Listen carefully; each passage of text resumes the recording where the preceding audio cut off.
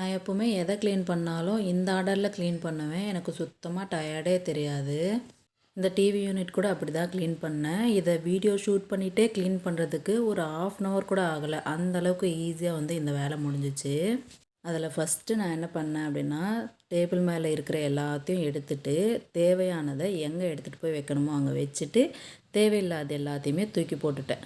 அதை வந்து first follow பண்ணிவிடுவேன். இதை பண்ணிட்டாலே பாதி வந்து நம்மளுக்கு க்ளீன் ஆகிடும்.